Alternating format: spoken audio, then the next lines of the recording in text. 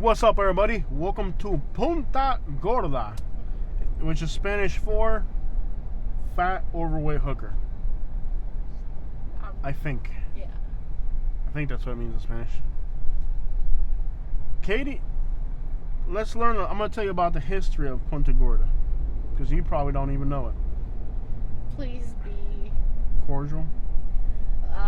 Let's just say family friendly, like. Can't do that. Yeah. But what I can do is tell you the history of Punta Gorda. Did you know that Punta Gorda actually had black people on Main Street in like the 1700s? Really? Yeah, read the African American history of Punta Gorda.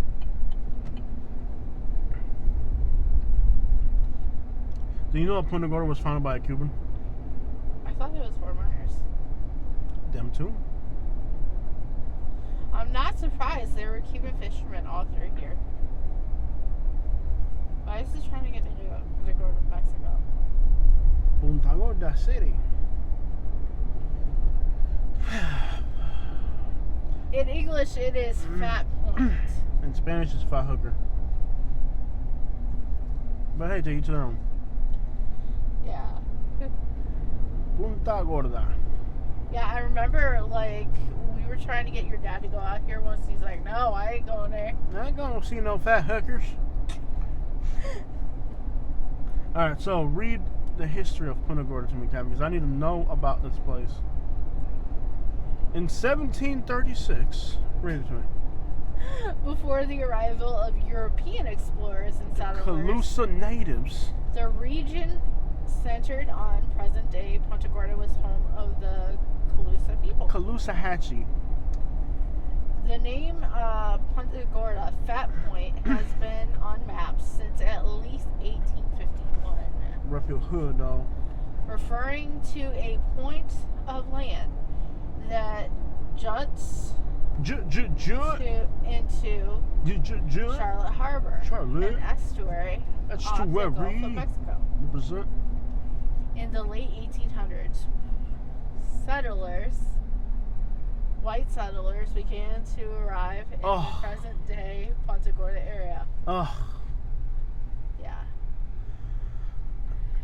Frederick and Jarvis Howard Army veterans homesteaded an area south of the Peace River near present-day Punta Gorda. I watched a whole documentary about Punta Gorda. I don't remember anything. About a decade after the Civil War. In 1876, James and Josephine Lockhart. In 2006, a New Yorker from Brooklyn moved here and opened a pizza place. The end. Yeah. They discovered phosphate here before the turn of the century. Oh, how interesting. Yeah. Like, it talks about the railroad, and there was an extension that was built on Blah. Tell me about the black people. I want to know about the black people. 1890. Mm-hmm. The first postman was black. Yep. Yeah. Represent your hood, dog. East Punta Gorda. Got your mail right here. So they appointed a black. They made him black. Well, he was already black. They didn't make him black. Yeah. He was already black, but they appointed a black. It was like an act of defiance or something. Like they had an argument. Like, you know what? We're gonna put a black guy up in there. Like, well, you better not put a black guy. Well, we ain't playing with your son. Cantrell, come over here and start. I don't know if I can be part of this argument that you're having with yourself. She's like, I have too much at stake here. I can't get canceled right now. Read to me about the postmaster. Tell me the whole story. The truth is, they appointed him. That's the whole story. No, that's not the whole story. They didn't just appoint a black postmaster in the 1970s or 80s or in the 1990s. As a deliberate affront to Kelly B. Harvey and those who had voted to change the noun from Trabaloo. Oh, so they had their own inner battle. Trabaloo. And then they're like, you know what, dog? We're going to put a black... Because there was a guy, the Trevol guy, he had been in charge of the town, but he really sucked, you know what I'm saying? So they're like, man, a black guy could do this better than you. Like, what? You better not put a black guy. Like, we gonna put a black guy up in this mug, and he's gonna be better than you. They're like, you better not put a black guy there. Of course, they didn't say black guy back then, but the name was Trabu. Trebu. was the name of the town, but And it he was sucked, his last name, so and he he put in sucked someone. so bad Yeah. that the white folks were like, man, we could probably get a black guy to be better than him. They're like, you better not put a black guy up in there. And then they put a black guy, and the black guy really was better. Okay, because like you're gonna get canceled. But then they told the black guy, like, hey, bro, we were just putting in you there to make fun of him. We didn't really want you to be. We don't really want. The town was called Trebu. It was Isaac Trebu who put him in as postmaster. To despise everybody else. Because they changed it from Trebu. Like, oh, if you're gonna take my name away, then you're gonna get a black postmaster type of deal. Yeah, I feel you. Punta Gorda. Yeah. Yeah, that's what it sounds like. And the black guy like, can y'all just give me a dang job and shut up? And the black guy did pretty good, man. He was pretty Back straight, in dog. the day, like. And to this day, black people are still delivering mail across America better than any white person ever had. You're like, okay, I'm not. What did I walk into today? Yeah. Yeah, I don't even know. I don't even know. Driving through Punta Gorda. Country road, take me home to the place. So, whatever happened to the black postmaster? They just had him on there and that was it. There's more to the story, Katie. There literally was no more story. Dude, read about it. Find like a more in-depth story about it. I want to know the real story about the black postmaster. And by the way, you did have to call him master, by the way. That was very infuriating for some of the white folks. I'm not going to call him master. He didn't call master. But Larry, that was 40 years ago. 1893, if they're talking about the Herald, it doesn't talk about him anymore when it comes to history. Well, read, it talks about rum running and smuggling activities in 1893. Yeah. The Punta Gorda Herald was founded by Robert Kirby Seward in 1893 and publishing... There's more to the black postmaster. It's really the story of the town. Can you get off of Wikipedia and read up, put his name, and then you'll get more about him. There's more to that guy's story. It's actually really interesting history that everybody who lives in Punta Gorda needs to know about their black postmaster. And yes, you did have to call him master. If you didn't call him master, he'd pimp slap you.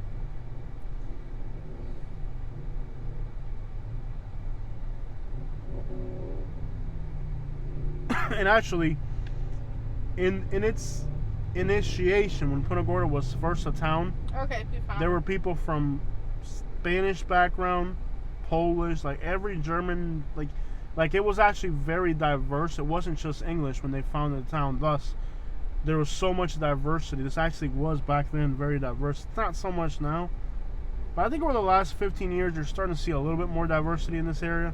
It was a point like in the 90s and 2000s where it was like 96% white, but that's starting to change a lot. Okay, read about him.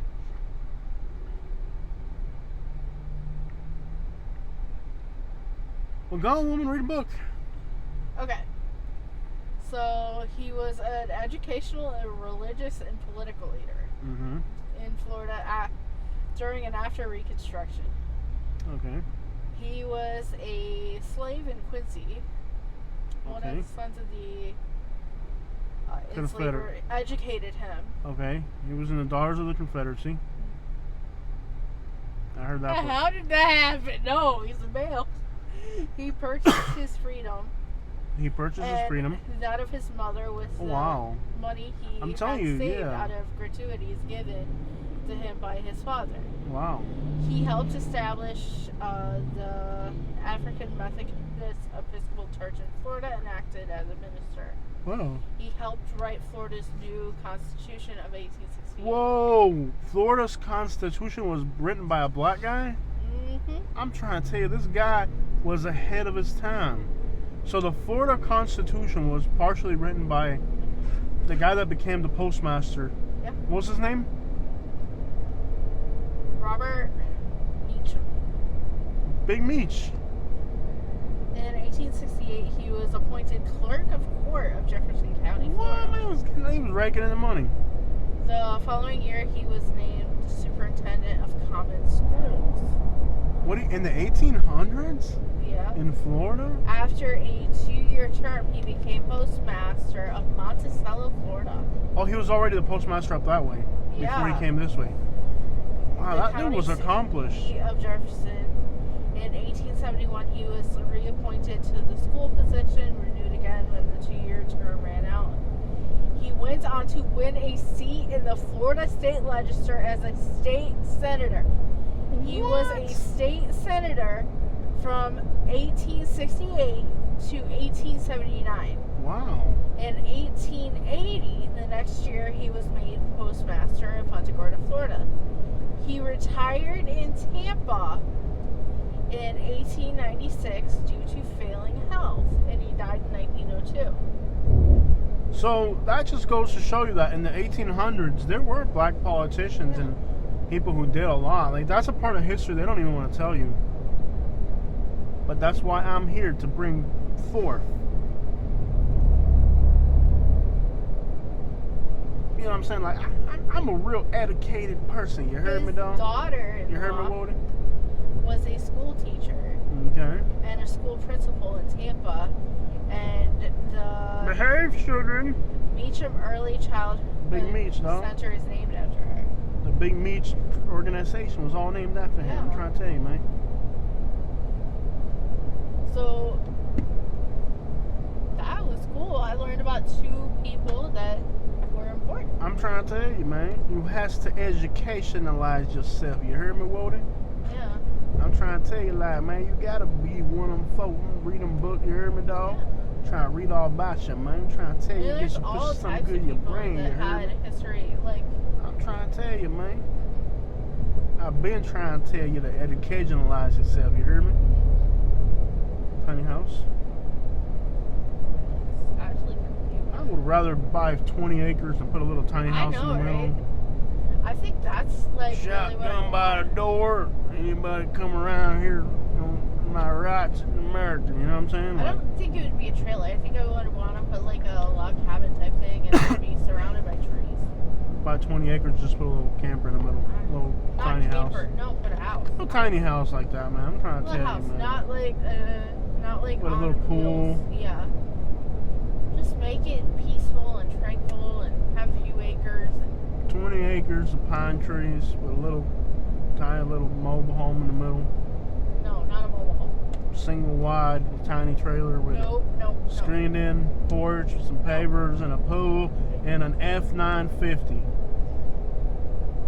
I'm not living in another trailer. I'm It's like, traumatized from the first one. I've already been enough trailers. We're almost to the north. I think about the time that the possum came through the floor, I was done.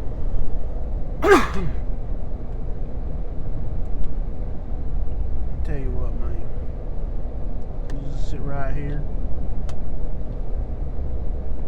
The North Pole, man. The North Pole, man. Adult video, really. People actually still buy videos. Apparently. Wow.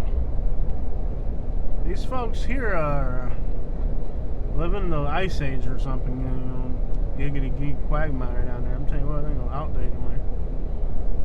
That's a long, long time ago. A real long time ago. But before half the people voted for George W. I wrote the song in '94. A real long time ago.